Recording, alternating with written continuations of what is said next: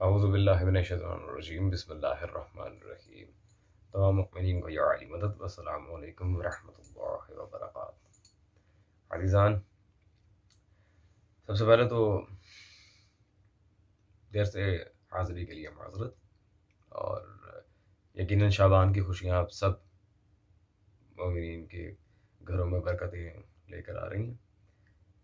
دعا ہے اللہ تبارک و تعالی اور محمد و اہل بیت محمد صلی اللہ علیہ وآلہ وسلم اسی طرح آپ کے گھر میں برکتوں کا نزول فرماتے رہیں۔ آج عزیزان ہم ان مولوی صاحب کو جواب دینے جا رہے ہیں۔ انہوں نے خیر بغض علی کی انتہا کرتے ہوئے ایک عجیب و غریب وظیفہ دینے کی کوشش کی ہے برادران اہل سنت کو، اور یہ وہی مولوی صاحب ہیں جنہیں اسی سال محرم اور سفر کے درمیان ہم نے امام حسین صلوات اللہ علیہ پر جواب دیا تھا، اور اس کے بعد یہ معافیا مانگنے پر آ گئے تھے۔ اب حضرت نے جسارت کیا مولا علی کے لیے لحاظ سے، تو اس بات کو بھی کمپلیٹلی کمپائل اپ کرتے ہوئے چلتے ہیں جی حضرت کے بیان کی طرف، اور یہ دیکھتے ہیں کہ انہوں نے کیا بات کرنے کی کوشش کی ہے اس زوم میں۔ پھر انشاءاللہ تبارک و تعالی جو ہماری طرف سے جواب ہوگا وہ آپ جانتے ہیں۔ بسم اللہ الرحمن الرحیم۔ آئیے ہم ناد ابو بکر پڑھتے ہیں۔ دعا یوں ہے: ناد ابا بکر مظہر العجائب تجدہ عونا لک باذن اللہ فی النوائب کل ہم و غم سینجلی بعظمتک یا اللہ جل جلالہ و بنبوتک یا رسول اللہ صلی اللہ علیہ وسلم و بولایتک یا ابا بکر صدیق یا ابا بکر صدیق یا ابا بکر صدیق رضی اللہ تعالیٰ عنہ۔ آپ احباب میں سے کوئی مسلمان بغیر اعتراض کے رہ نہیں سکتا۔ چلیے اپنا شوق پورا کر لیجئے گا کہ جناب یہ کہاں سے ثابت ہے؟ جس طرح نعت علی کے لیے کوئی ثبوت نہیں ہے جی، کوئی دلائل نہیں ہے، اسی طرح یہ بھی ایک وظیفہ ہے، اس کے لیے جناب ثبوت مانگنے کی کوئی ضرورت نہیں ہے۔ استغفر اللہ ربی واتوب الیہ۔ خیر عزیزان، اپنے مولوی صاحب کی یقیناً سو کال دعا سننے کے لیے، جس میں حضرت نے ناد علی کو من عن ناد ابو بکر بنا کر پیش کر دیا۔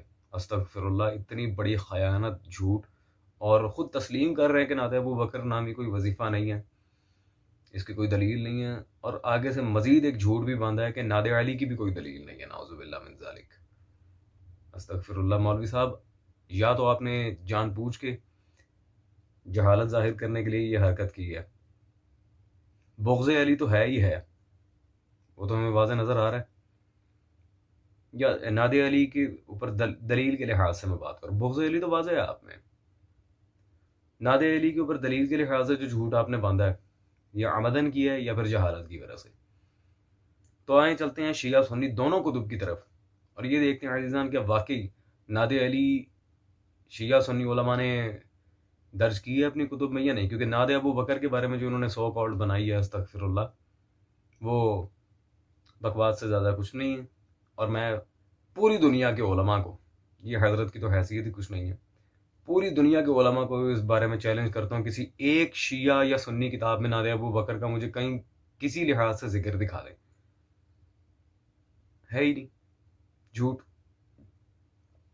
خیر، سب سے پہلی بات تو یہ ہے کہ عزیزان ناد علی کے اوپر شیعہ سنی دلائل بھرے پڑے ہیں کتابوں میں، ان میں سے چند ایک میں آپ کی خدمت میں آج پیش کر رہا ہوں۔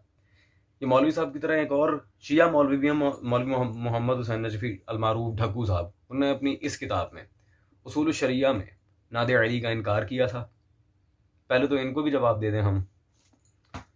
حضرت کی اس کتاب اصول الشریعہ کے جواب میں جناب علامہ سرکار مرزا یوسف حسین لکھنوی رحمہ اللہ تعالی علیہ، انہوں نے یہ کتاب لکھی تھی حقائق العقائد، یہ میرے ہاتھ میں موجود ہے عزیزان، بجواب اصول الشریعہ، اور صفحہ نمبر 110 پر دو ٹوک الفاظ میں آپ دیکھ سکتے ہیں، انہوں نے ناد علی یہاں کوٹ بھی کی ہے پوری، اور اس کے بارے میں وضاحت دیتے ہوئے فرماتے ہیں یہ صرف جائز نہیں بلکہ سنت رسول صلی اللہ علیہ وآلہ وسلم بھی ہے، اور بوقت ضرورت واجب بھی ہے۔ حد یہ کہ، یہ ذرا غور کریں، حد یہ ہے کہ ناد علی اب صرف حدیث نہیں رہی بلکہ حسب ارشاد حضرات معصومین صلوات اللہ علیہم اجمعین دعا قرار پا گئی. صرف حدیث نہیں، دعا بھی قرار پا گئی. عزیزان، شیعہ موقف تو دو ٹوک آپ کے سامنے آ گیا الحمدللہ. اب چلتے ہیں برادران اہل سنت کی طرف کہ انہوں نے کیا کیا اس بارے میں لکھا ہے، اور ایک ایک چیز کو ہم آپ کے سامنے کلیئر کرتے چلتے ہیں. تو اس بارے میں سب سے پہلے میں آپ کے سامنے عزیزان پیش کرنا چاہوں گا برادران اہل سنت کے محدث الکبیر ابراہیم بن محمد الجوینی خراسانی کی کتاب فرائض السنتین. مطبوعہ چشتی کتب خانہ میرے ہاتھ میں موجود ہے. اس میں صفحہ نمبر 255 255 پر انہوں نے یہاں جو نظم مرتب کی ہے وہاں پہ واضح لکھ رہے ہیں کہ در زبان فارسی بے جنگ احد چون نبی ماندہ یہ تنہا خدایش فرستادہ ناد علی را، کہ جب جنگ احد میں رسول خدا صلی اللہ علیہ وسلم اکیلے رہ گئے تو اللہ نے رسول خدا سے کہا کہ ناد علی کا ورد کرو. خدایش فرستادہ ناد علی را صلی اللہ علیہ. عزیزان، یہ ایک پروف. دوسرا پروف میں آپ کو دینا چاہوں گا ایک اور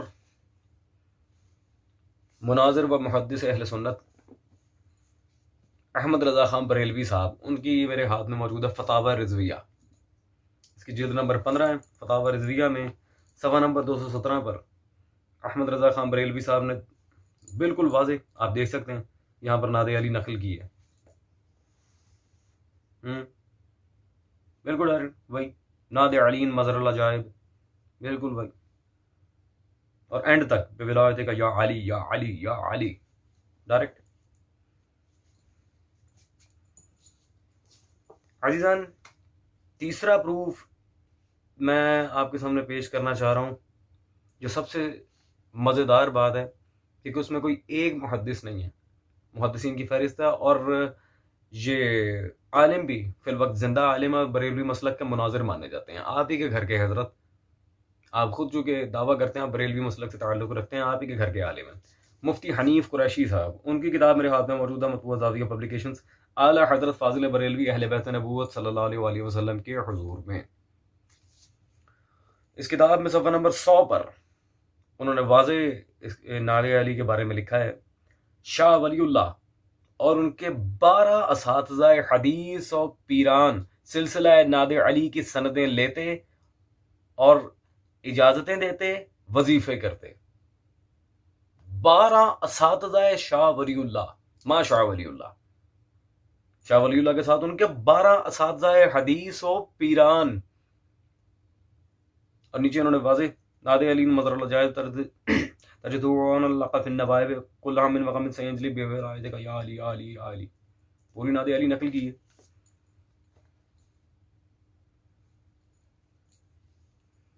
عزیزان، میں آپ سے گزارش کروں گا، اب پیچھے کچھ رہ گیا.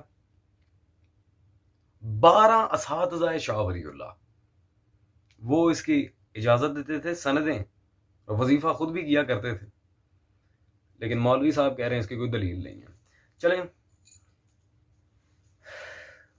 آئیں رسول اللہ کے زمانے میں چلتے ہیں اور دیکھتے ہیں کیا یہ بات خود حضرت صلی اللہ علیہ وآلہ وسلم سے ثابت ہے مولا علی کے اس ورد کو دہرانا. جی بالکل، یہ میرے ہاتھ میں موجود ہے جی عبد الحق محدث دہلوی صاحب کی مدارج النبوت، جلد نمبر 2 صفحہ نمبر 212.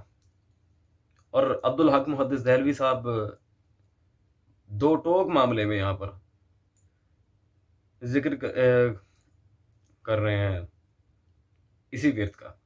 کہتے ہیں یہ جنگ احد کے لحاظ سے ناد علی مظہر العجائب تجدون اللقف النوائب کا ذکر اسی معاملہ اور جنگ سے تعلق رکھتا ہے. عبد الحق محدث دہلوی خود فرما رہے ہیں.